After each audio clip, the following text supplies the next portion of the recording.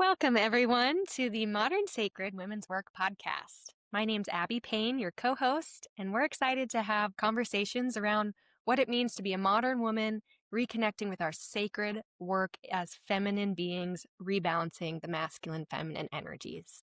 I love it. I'm Chelsea Henderson, your other co-host, and thank you so much for joining us for our messy, informal conversations where we just explore all that is so important to us and what we think is important for the world. Thank you and enjoy.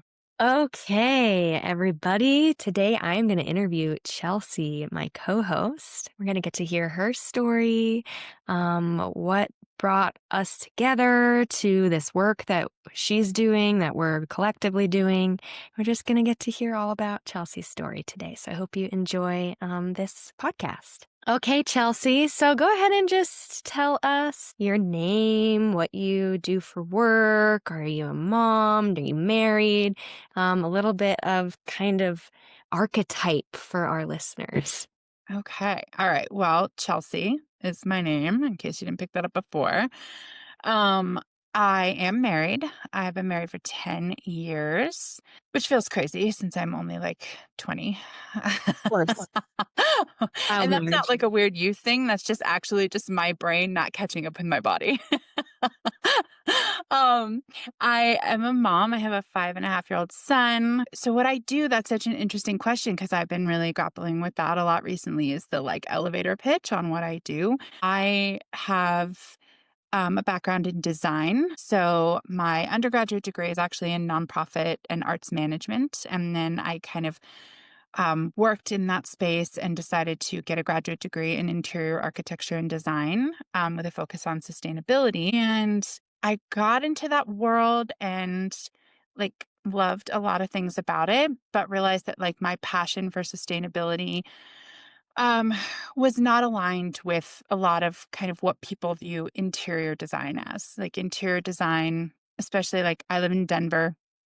In a place like Denver, it's a lot of, and I shouldn't paint with a totally big, wide, general brush, but a lot of the people that I encountered were very much into kind of like HGTV magazine, like rip it all out, put in all the new shit, and then in 5 to 7 years, we'll do it again because all anybody wants is what's trendy.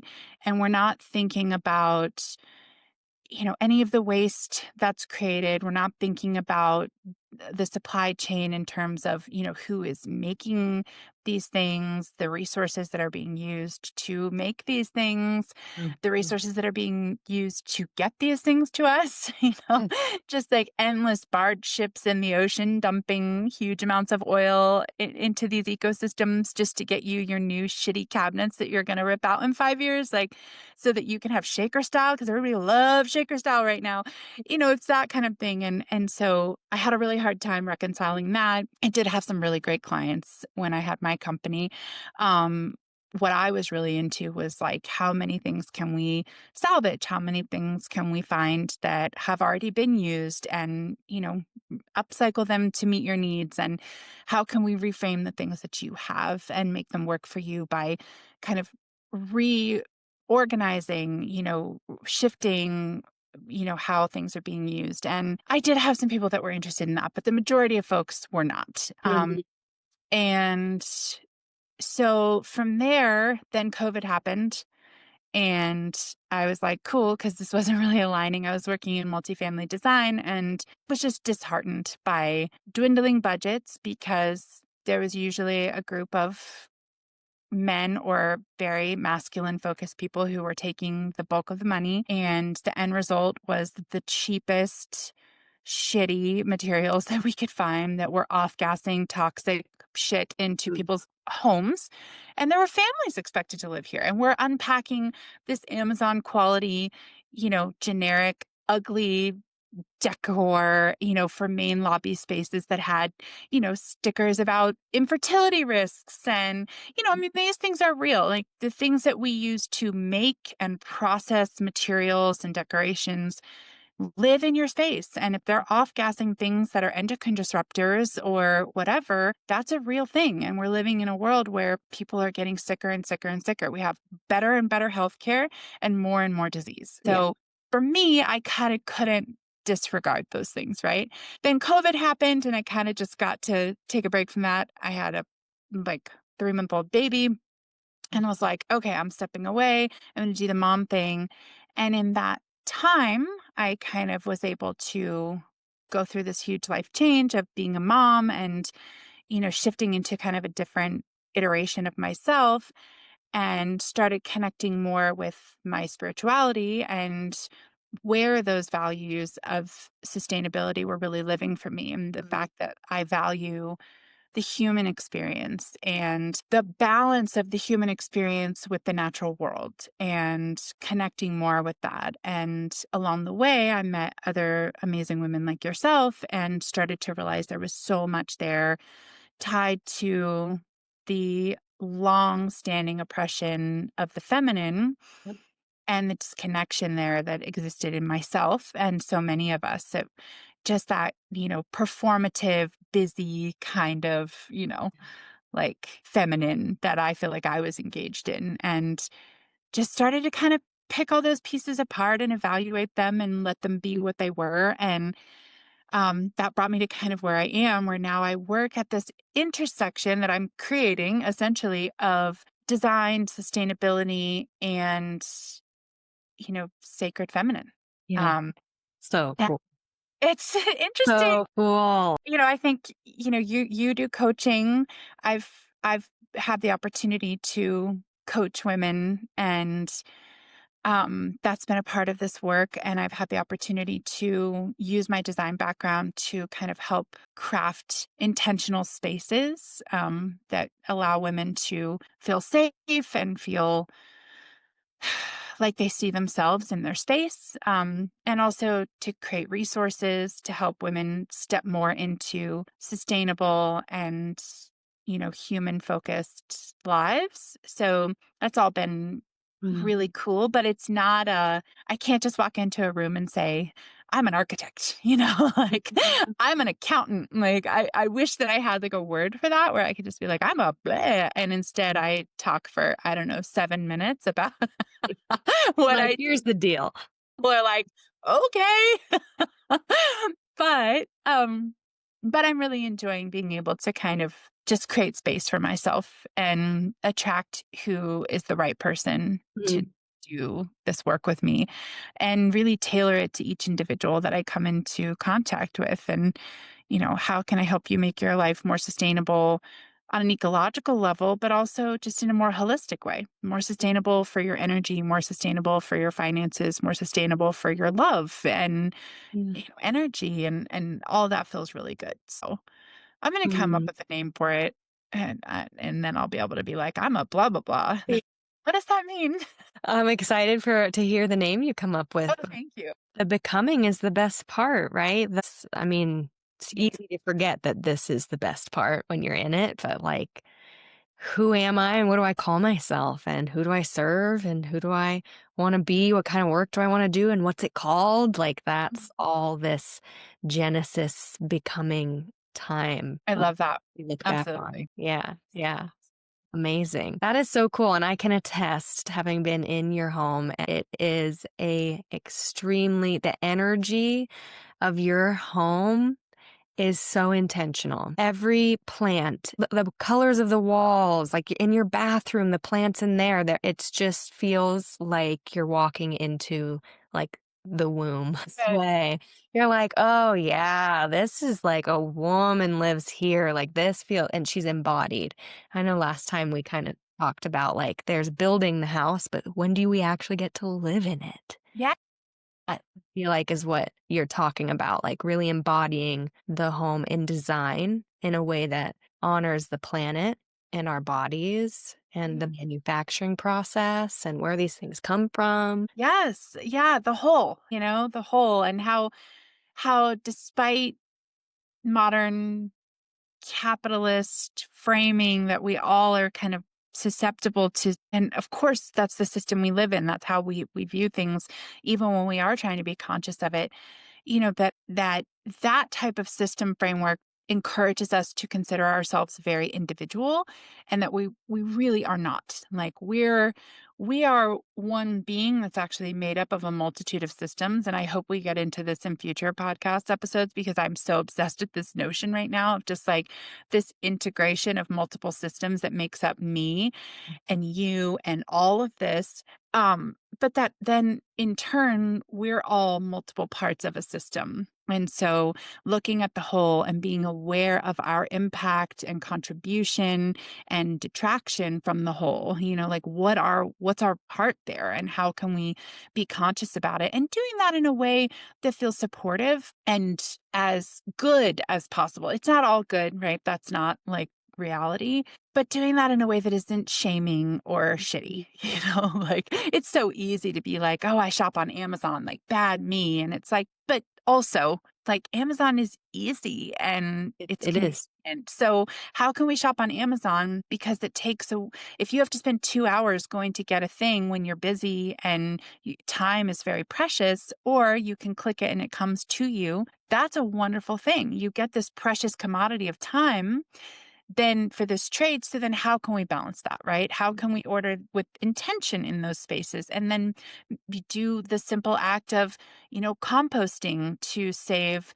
hundreds of tons of waste over our lifetimes from going into the landfill, right? These are like simple trades that are actually within our means of doing relatively easily if we understand them and have resources to learn about them and integrate them into our lives. And I think that's my intention with this work is just to show people, let's be kind to ourselves and let's be aware of how hard this life is and how hard it is to be human and take advantage of our beautiful innovations and then balance that with intentionality. It's like Mm. that's always kind of how I'm trying to approach things. Yeah, I mean, we saw it so much during COVID, the interconnectedness of everything, the backup of shipping containers, the backup of everything, and how the wood prices going up, and how so interconnected it all is, and Mhm. our part to play in it. We're still in that process as a society of like, what are we doing and how do we do it right? And how do we do it in a way with minimal impact while also getting this really cute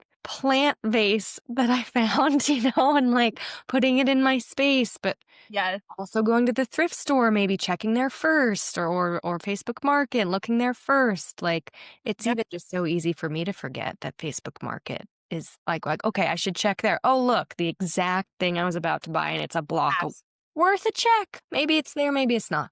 But just yeah, just helping kind of partner with people to create their spaces as intentionally as possible. Yeah. Yeah. And I think, I'm so inspired by the work you do with helping people have a relationship with the digital in a conscious way.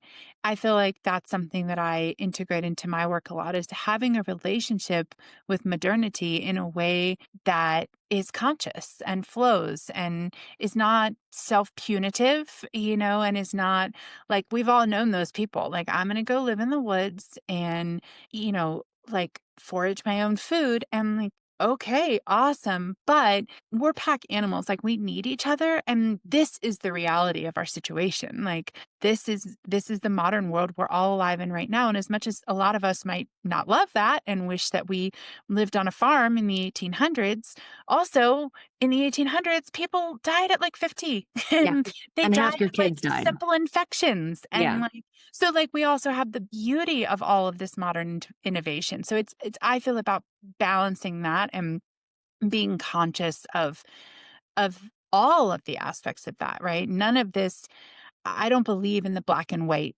that tends to come up a lot in humanity. I think that is all nuance, all the shades of all the colors. And so it's really just about kind of the consciousness and the intentionality. Like I'm going to take this and I'm going to take this and I'm going to do this with awareness. And I even have something that I work through with my clients of just, saying prayers or whatever, being energetically conscious when you do order something, to say, okay, from the very first person who touched the very first piece of material that went into this to the person who actually put it together, to the person who packaged it, to the person who delivered it to my house. Thank you. Thank you for Mm. what you do. And I'm glad that you have a way to participate in society. And I hope that it's not too hard on you. And if I do learn that it's too hard on one component of this, I won't buy this particular product again. I'll try to buy that product.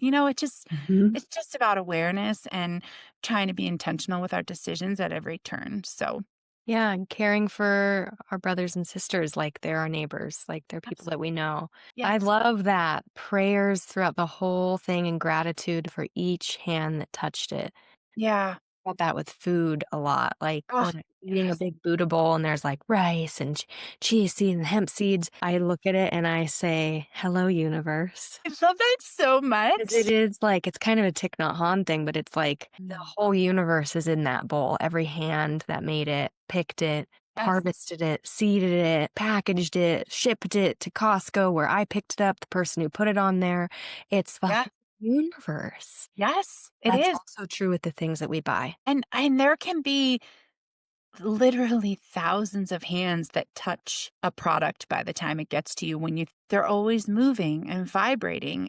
Then we get to choose kind of like our energy, our perspective, right? And how we're gonna put our energy out there. It's all this vibration that's happening, Mm. all just this kind of like, this birth, growth, decay, birth, growth, death, decay, and it's just kind of constantly happening. And so I think that transition, in a sense of a human life, being more kind of in your face, has been an opportunity for me to get to this point in my life, because I think there was always a part of me that was very clear that I wanted to serve. Like, I Mhm. wanted to serve myself, I wanted to serve others, I wanted to serve our species, I wanted to serve the planet.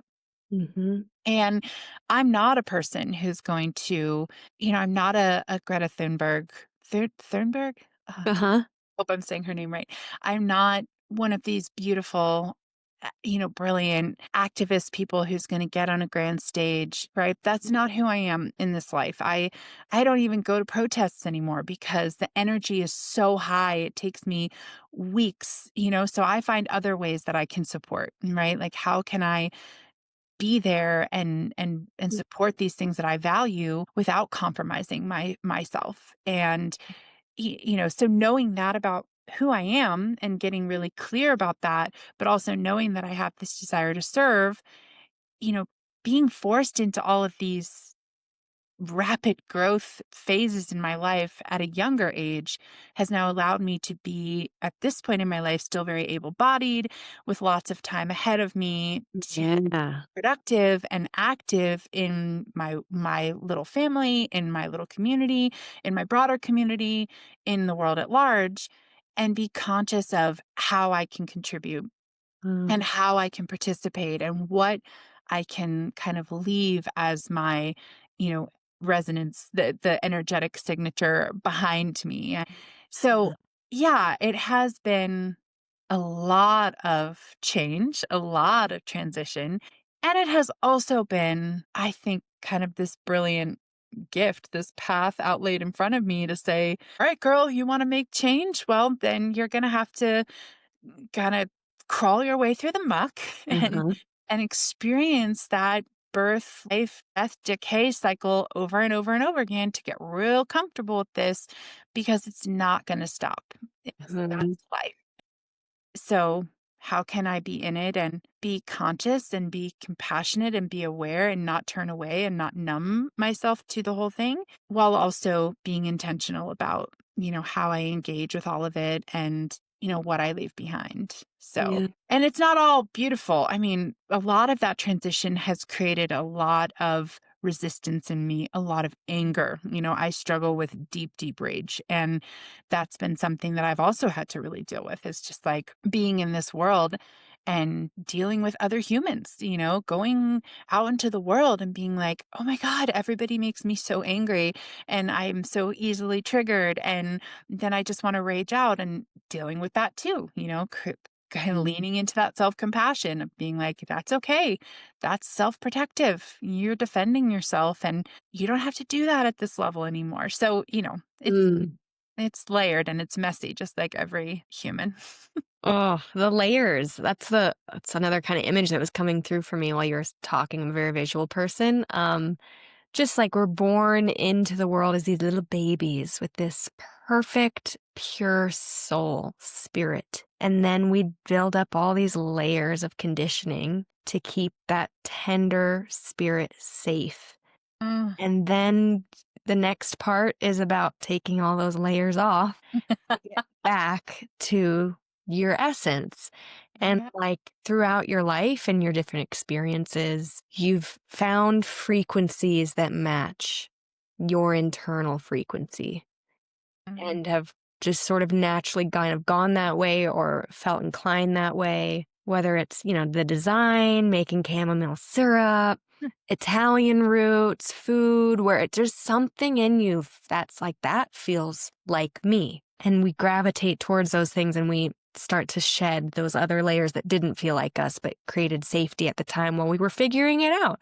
And it's this always evolving process yeah. of getting back to our life force energy that if we're lucky, we get to do. And like you mentioned earlier, there's so many women in our lineage throughout the world who don't have the opportunities to pursue their own joy and pursue their own interests and education and Mm, read and know how to read and do things that yes. really light you up. So there's like this fire I know we both experience of like taking advantage of the opportunity that we have as women Mm, and going for it, even if that means it can be as simple as having a garden. It can be as big as fighting for midwifery in your yeah. state. Like it's a big opportunity. Yeah. Yes. And I love that you're talking about that authenticity factor. That's been something very real for me. I think that, the mind body connection, right? Like, going through trauma, I definitely spent a lot of years in kind of more Western analytical therapies, like a lot of talk therapy, which I love. Like, I think it's a beautiful space of kind of a neutral, third party to just feel safe to open up in, right? That's a beautiful space. I have a therapy session this afternoon. Like, I see a counselor regularly because it's a wonderful place for reflection, like, am I getting caught up in my own shit again? Well, let's talk about that. And you can be a fucking total narcissist in that space and like it's okay because all of us need a little bit of that, right? Like all of us need to be a little bit of the center of attention. So I love that.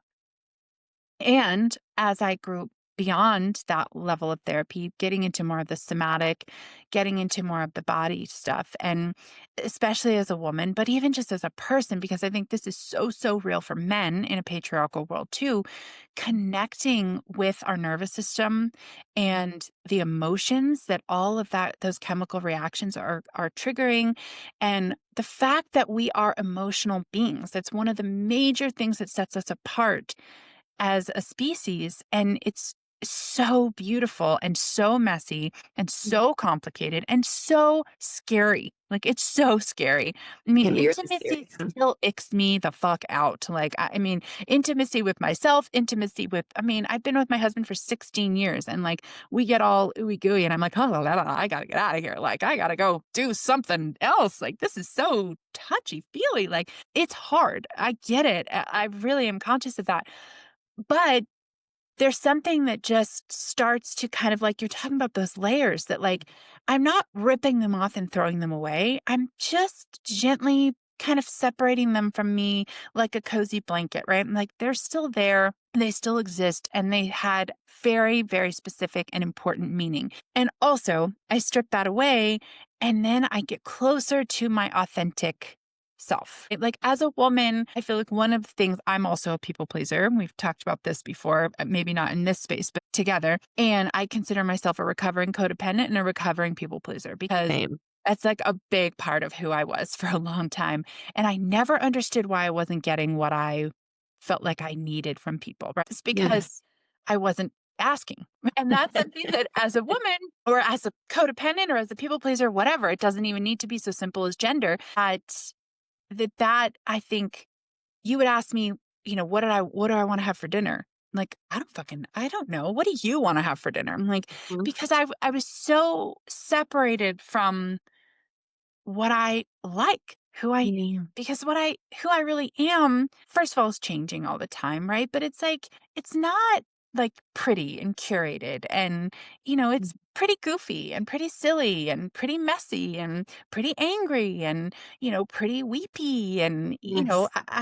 I really this comes out a lot in my parenting. Like I just want to create as much love for myself and my son and my husband as I possibly can. And I think I get the side eye a lot from other parents of like, oh, she's one of those, like very emotional, very Mm. connected, and trying very hard not to be codependent. Like I'm trying not to do everything for him, Mhm. but I think that's also, that's very triggering to some people of like, oh, she's one of those mushy people, Uh-huh. Which is probably their inner child being jealous totally. or wishing that they had a parent like that or that But they were I was like capable of that. that, you know? I was like that in my 20s. People who were sweet with their children when they were melting down made me angry. Where I was just like, ugh, like how because I Take literally control.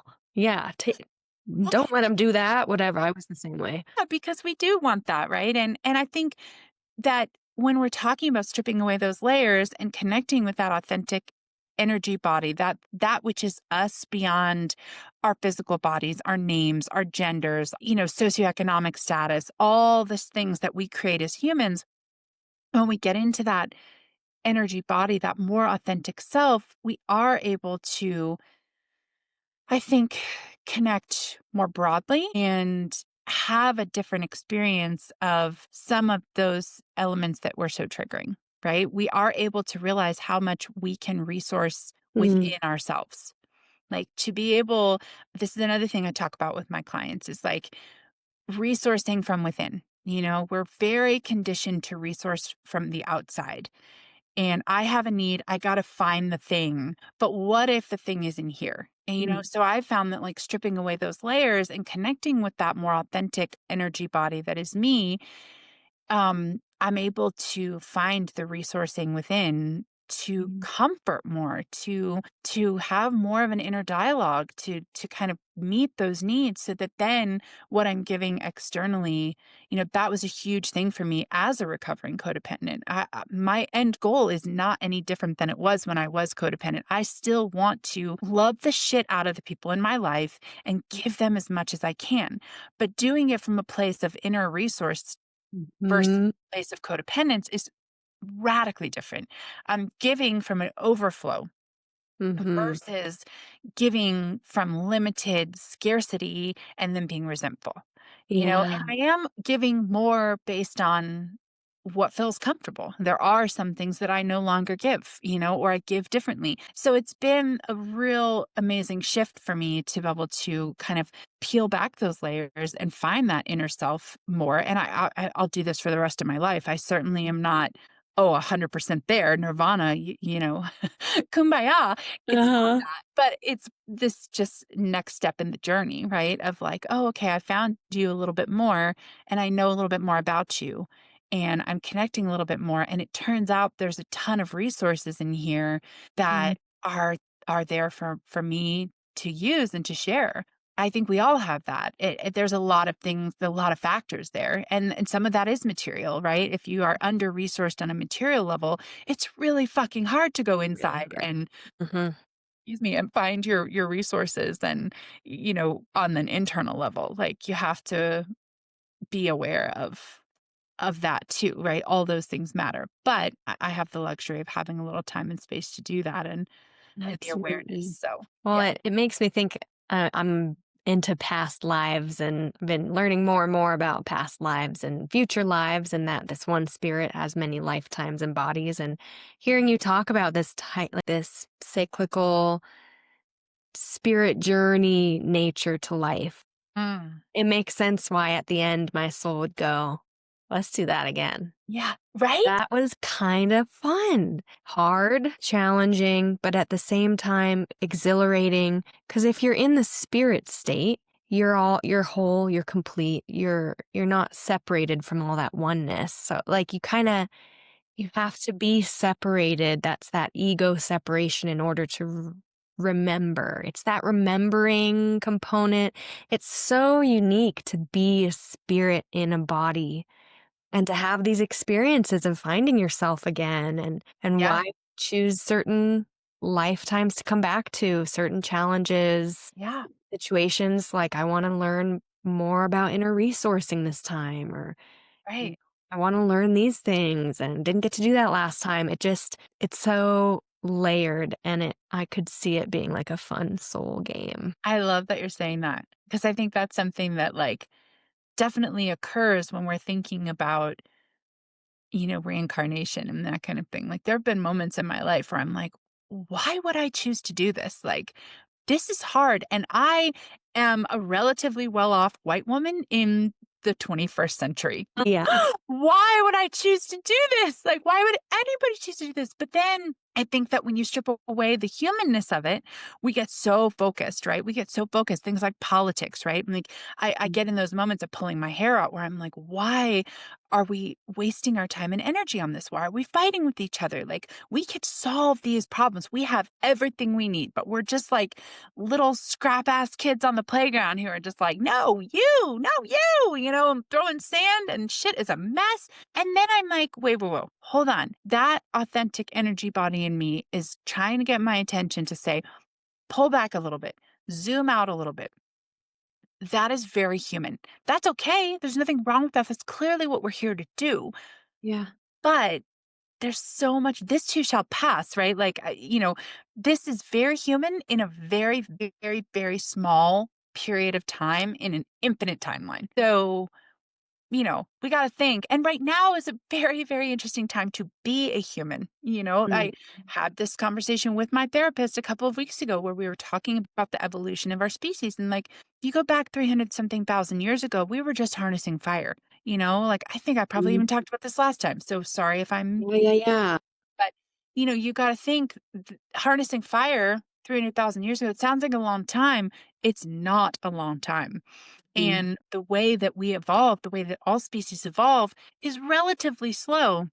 Yeah. So, you go 300,000 years ago to, now, like even like my son's super into ancient Egypt. Egypt, that was, 2, 3, 4,000 years ago. It's not that long. And none of the things that we take for granted in this life that dictate everything we're doing with our lives and how we feel Mm. and how we connect, none of it existed even 100 years ago. It's so true. Even Seriously. Oh, yep. 50 years ago, like, this shit was Yep. brand new. So, the exponential innovation that's happening right now doesn't match with our evolution. And so, I Mhm. think that, like, there's a lot of things that are happening that are really overwhelming to a human body, and a human experience. But then if we can kind of reconnect with that energy body to pull back a little bit and say, okay, well, we're actually connected to something much larger, and the time and timing of that is much, much different. It does help you put it in perspective. I'm like, okay, I'm not going to pull my hair out and get angry at the person down the street from me that's still like pro gun when we just had a school shooting here and people lost their children. I'm Mhm. like, fucking have your guns. I don't give a shit. Just stop killing children with them, maybe. Yeah. I don't know, like easy enough. That's political, that's of the moment, that's human. Yep. It matters, but it's also like we have this ability to then again just like zoom out and say, okay, like me getting angry at this person, Mm. it's not. Well, it helps you like, there's that zoom out to zoom in. Like, okay, in the grand scheme of things, here's the big sky perspective. So then we zoom back into like, what is within my agency, my control, That. which Yes, is typically our energetic frequency, yes, what we consume, what we spend our money on, what we yes, eat, yes, very personal. And yes. that brings me to my next question, which is, when it comes to like the title of our podcast, what does women's work mean to you? Oh, I knew we'd come up with that question and I still feel totally overwhelmed by it. I know. It's a lot of things we've already talked about probably, but to bring it to that Really is. question. It really is a lot of things we've already talked about. I think there's the zoom out to zoom in, like you just said, right? There is the very kind of mundane, you know, I think that we are the energy keepers, you know, and I'll reflect just on my own life, right? Like Yeah. my husband cooks and cleans as much as I do. You know, the women's work of the past is that's antiquated at this point. But there's a nurturing element that, my husband brings this beautiful analytical brilliance to our family unit that is so helpful. Is such a great reminder in those moments where I'm stuck in some of the emotional stuff, right? And that's, I think, such a great thing for me to see of like, okay, there's this kind of like strength and facilitation there of spirit that he's bringing. And I'm bringing this nurturing, emotional, right? I think there's something there. I think that we as a species have this emotional depth and range and ability and potential. I think it is one of our greatest points of potential that we have that we're going to continue to explore, right? We've come up with all of these amazing innovations in science and technology and these things that like make sense of a very hard to make sense of world.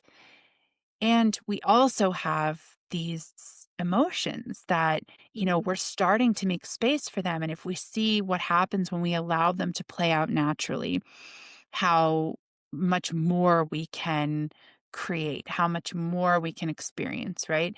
And I think that women just chemically, and by nature are more attuned to that. We have more of a range of it, even just physiologically, because of what our Yep. bodies do hormonally.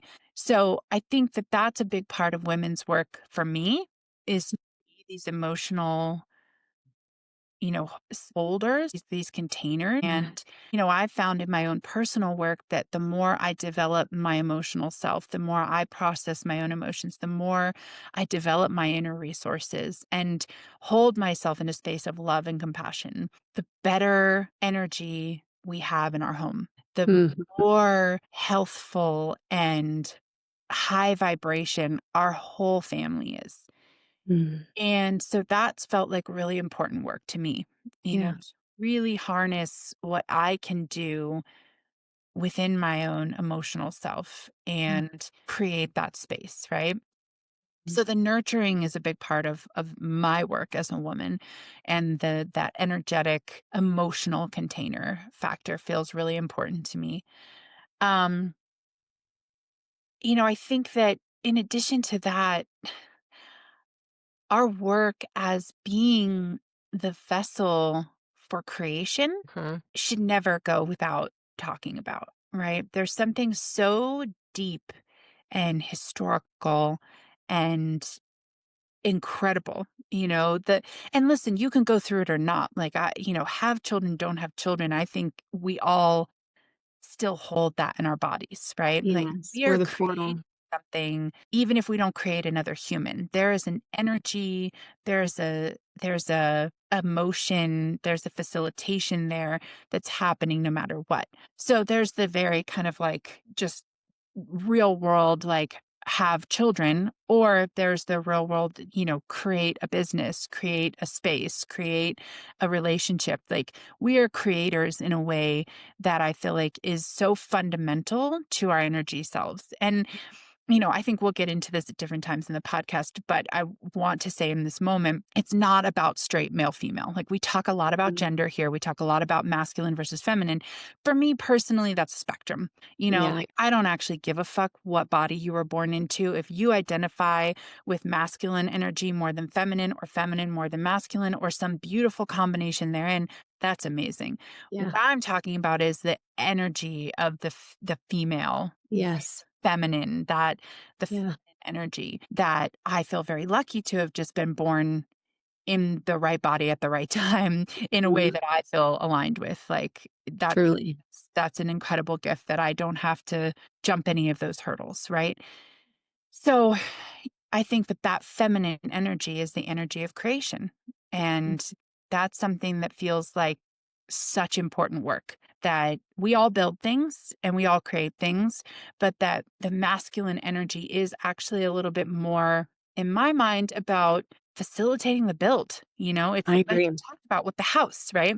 Mm. It's the build it. Now we got to live in it. And there's Yeah. the feminine energy of Here's create. my plants and my fruits and my tomato plant and my bruschetta and my, you know, yeah, the warmth, the beauty, and Energy. What makes a yes. house a home?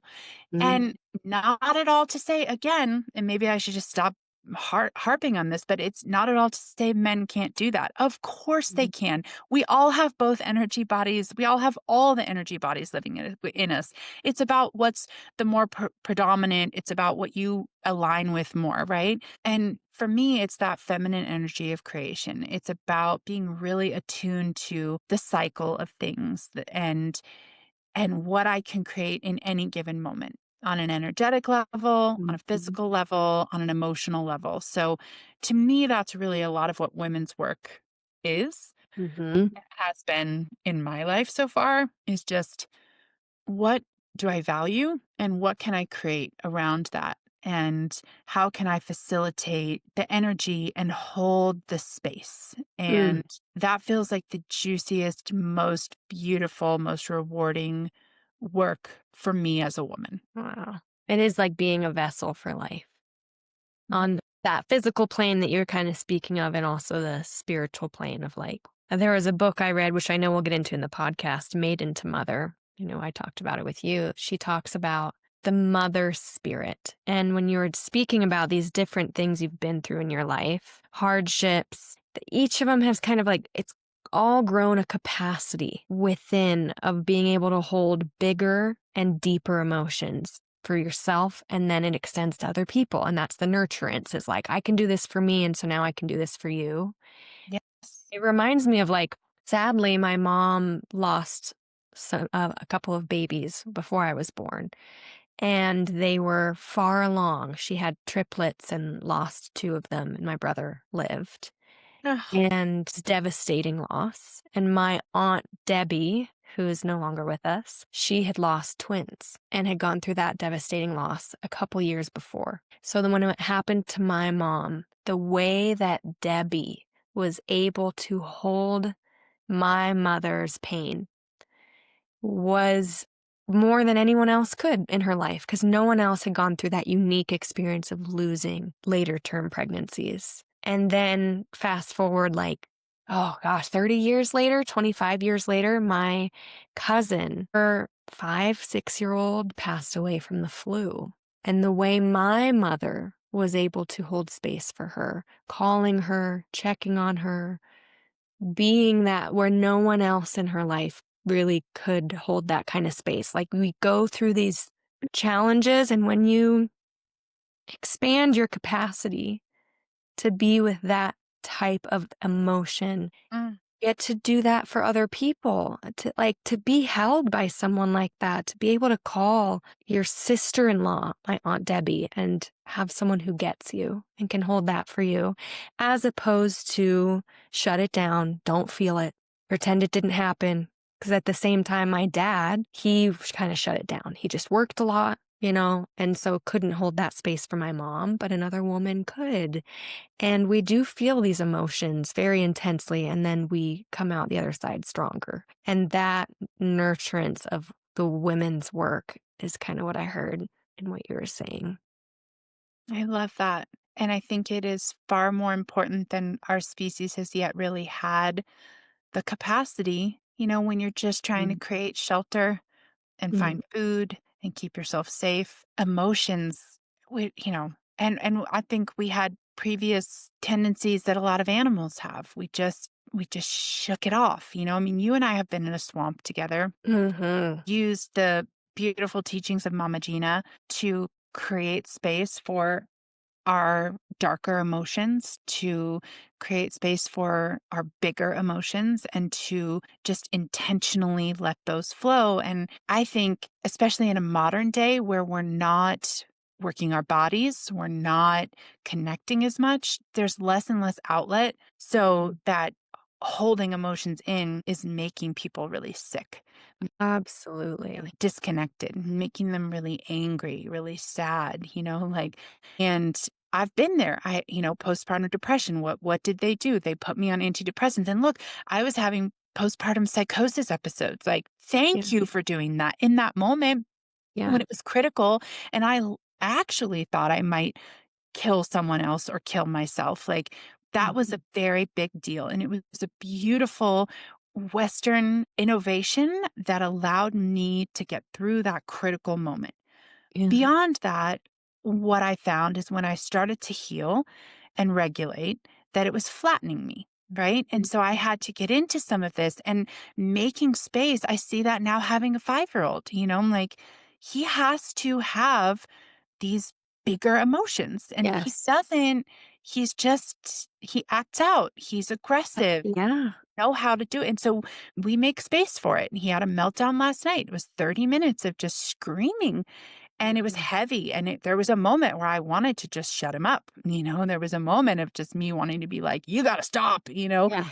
And I let it happen. My husband let it happen. 30 minutes of processing, of screaming, of crying, of being really angry at us.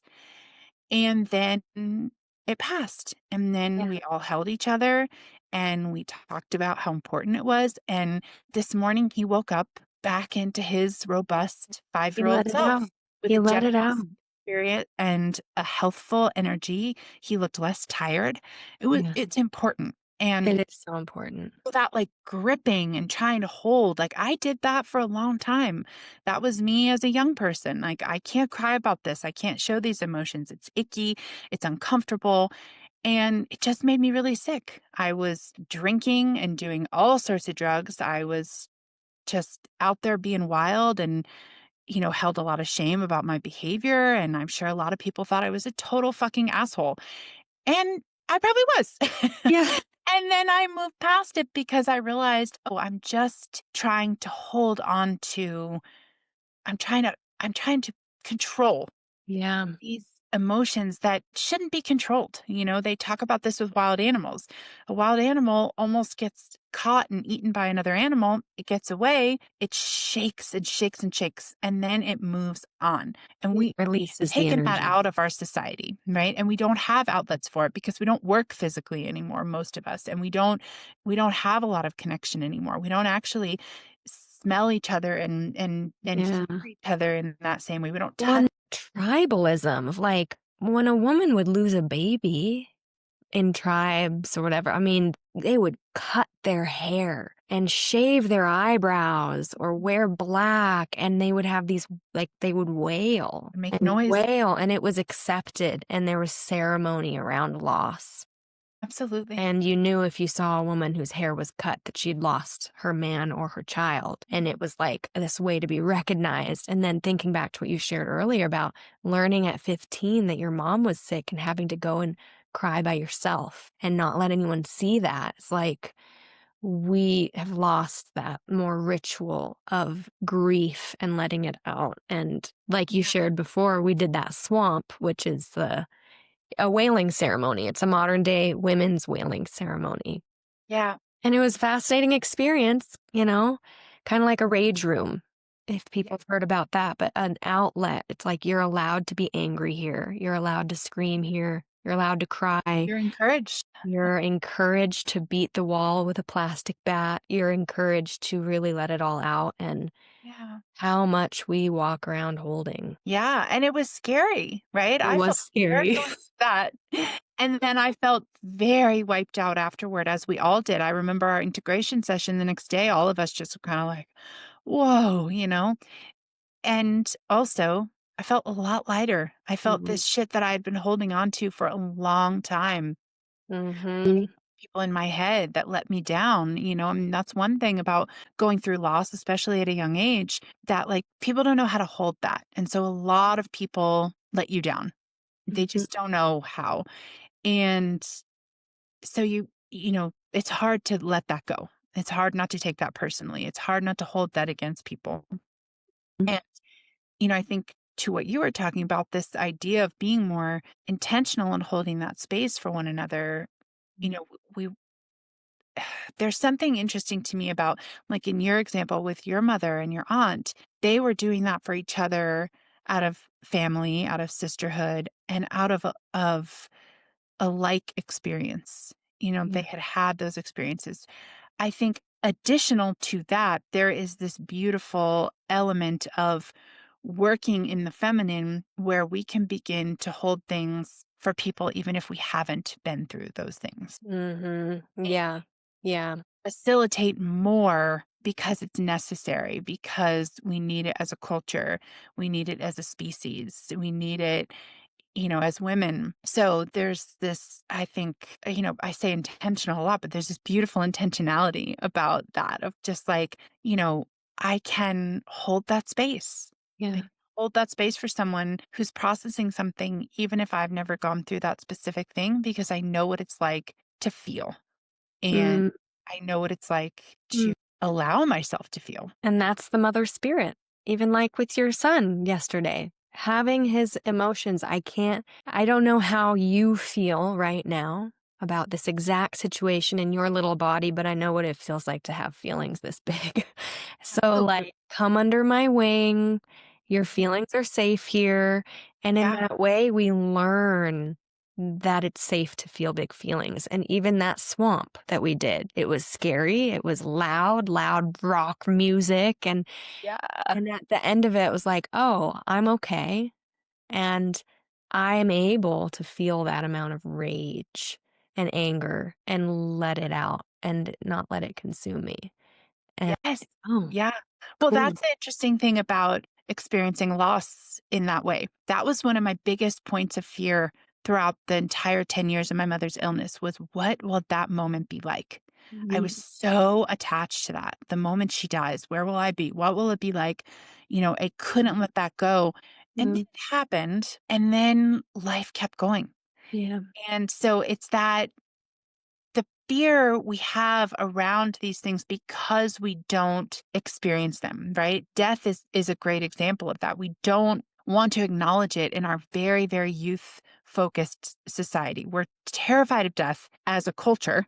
Mhm. And, I think a lot of Western society is. I think it is probably a side effect of, at least in my view, of the development of Western medicine. Western medicine is amazing. If I'm in a car crash, please take me to a hospital. Like how incredible that we've designed these these these ways to treat symptom, to treat Yeah. disease, treat critical illness. Like that's amazing. I think it has also given us this idea, well, and also capitalism, right? I mean, capitalism doesn't want to ever end. So, Mm. and death You is can't buy if you're dead. exactly, right?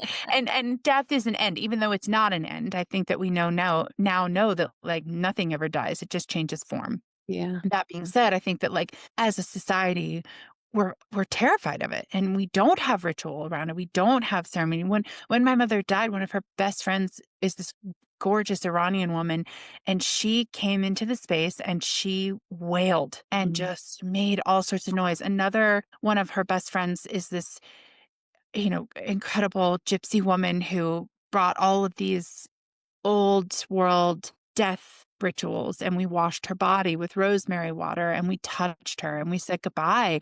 And it brings this kind of like you're connected to it. You're in the moment with it so that like you don't just because your mind wants to play all sorts of tricks around it. Of like, we don't we have to be in a space to fully be able to process what's happening. We have to be in relationship to it, and that's not what we do here. I mean, our Western, and I shouldn't say Western, but just a lot of the society that we're in this very post-Victorian, like we still pump our dead full of chemicals and put them in these weird boxes and entomb them in a way that like they can't. Their Suppose as much. the Yeah. actual energy of the tissues is stuck. Like, it's actually one of my bigger fears to be Whoa. buried in a traditional sense. But the energy that is us, like we burned my mother. I had her ashes. We buried a lot of her ashes and bone fragments under a magnolia tree on the farm of one of her best friends. We still can go to the farm. We're still very close with her. The farm is where the placenta of my youngest sister, she was actually born out on that farm. That was buried under Wow. her out there. There's a lot of our family's energy in the land out there. And it's back into nature. It's growing into these every year she sends us photos of the magnolia blossoms on my mom's tree. We see Oh, this wow. grown. Everybody was there. We all dug the hole together. It was a beautiful ritual. And I kept some of her ashes in like a smaller little ceramic thing. And I always like thought it was kind of funny. I was like, oh, this energy is like really stopped up in here. And I would Mm. like open it sometimes. And when I was living in North Carolina doing undergrad, I had one of those beautiful days where I was just home alone and I was like cleaning my house. And I like opened the back door and opened the front door. And I've been thinking about this a lot. Like, I hope I'm not trapping any of her energy in here. And this crazy gust of wind came through the house, and I was having this incredible moment. I was so connected. The sun was shining. I was cleaning. I was like singing. I was dancing. I was just really embodied. And this gust of wind came through and knocked the thing off the shelf, and it shattered and broke. Whoa. I literally walk into the hall. I literally, sorry, I just hate overusing that word. I walk into the hall, and in the sunlight, in the wind, are just these wisps of her ashes just Wow. out the door. Dancing. And she was like, "I'm out. Like, I'm still here, Wow. but I'm out of this. Like this, I am. It's on to the next. Like, Yeah. I am still here. I'm still a part of you. Like, I'm quite actually a part of you. Yeah, Like, truly. and this bit of me, this material human part of Dust. me is Yeah. moving on. Let me go. And it was a very profound moment to be like, okay, wow. Like, we want to hold on to things, but, Mhm. back to the beginning of this conversation, that's not reality. It's constant change. The only constant that we have is change. Mm. So allow for that, and be free in the flow of that. Be those ashes and dust on the wind and the sunlight and Yeah. what And that it's like feels like. what you were talking about earlier with sustainability and me with like the universe is in my bowl. Like your mom was in the sunlight you were dancing in and Mhm. music and in the like it we're all a part of it. And when we pass away, we go back into it. Mhm. Absolutely, yes. Yeah, it's like her message of like don't hold on to what has passed. Be Yeah. what is now and nurture this moment, which is women. Yes. Yes, absolutely. Mhm. Chelsea, I've loved hearing your story. I learned so many things about you I did not know. I love This has I been can't wait to so interview amazing. you next time. My turn in the hot seat next week. But before we close up this interview, I would like to ask you what you would like to say to all of the women out there, all of the young women that might be listening to this podcast. Oh my gosh. Um, I'll say the thing that has resonated with me most at this point in my life. It has resonated with me as a mother. Nothing made me feel more vulnerable than being a mother. It felt like taking one of my vital organs, taking it out of my body and setting it loose in this harsh world. And it has been such an emotional journey for me. And so much of it felt so vulnerable. And I've struggled with ways to allow for that vulnerability, right? And so much of it brings up deep, deep sadness and fear. And the thing that has brought me the most comfort and contentment and peace around the vulnerability of loving so deeply, which I think is one thing, love deeply, because it's really the only thing that's worth fucking doing, in my opinion. Mm, And in addition to that, work as much as you can and open yourself up as much as you can to the idea that you are so resourced from within. You can find it, you can create it, you can craft it, you can curate it, you can allow for it. And that all of the things that feel so harsh about the outside world soften, become more manageable, become easier, for lack of a better word, when you cultivate this inner sense of self love. When you realize that so much of what we spend so much of our youth and time and energy looking externally for actually exists on the inside. yeah. And that it just changes everything. It's like Mm. you just are on this constant mission for the thing that's going to satiate you, that's going to satisfy you, that's going to fill you up. And there's this ability, this light bulb moment it was for me that really so much of that is within. Doesn't Mm. mean every problem is solved, but it Mhm. brings a sense of peace. It brings a sense of contentment Yeah. and I think it's an antidote to fear. It's an antidote to scarcity. Mm. For me as a mother, it's been an antidote to my fears around having a child in the world, of my Yeah. fears of him being lonely or not liked, of him being picked on or all the things, is to just envision him glowing from within, loving himself, creating a relationship with himself, and likewise doing that for me. Yeah. All of a sudden I feel this bounty and the scarcity starts to melt away. I think that we all are due to realize how much we have within and how much we can craft and create and satisfy and satiate from within. So Mm. that feels like an important message, especially for women, especially for young Yes. women. It's just, Yes. Don't believe Disney. It's not the knight in shining armor that makes you feel chosen and seen and helps you escape your situation and your terrible stepmother. It's inside. Yeah. yeah. I mean, that guy's great. Have sex with that guy. I'm like, right? Yeah, Like, definitely. that is awesome. And also, like, that guy's got problems too. Yeah. That guy you're gonna find wants you to love him and solve Mhm. his problems just as much as you want that from him. So love the shit out of yourself, Yeah. fill that cup up so much that it starts running over and let him just bathe in all of that that's just All that pouring good. out from you. And it's not easy. It's constant work and constant awareness. And it ebbs and flows just like everything in how easy it is to access. But the more I practice it, the more I can just fall into it Yeah. with awareness and it feels like a totally different experience to be alive, so Beautiful. Beautiful. Thank you so much, Chelsea. thank you, sweetie. Thank you, everyone, for listening in, Yeah, sharing time and space with us wherever you are. Who knows? who knows? Whatever time year it is, whatever place you're in, somehow, with some miracle, we've been able to spend some time together. I love Thank it. you. I love this time together. I'm so grateful. You too. Mm, And we'll see you all next week for my story.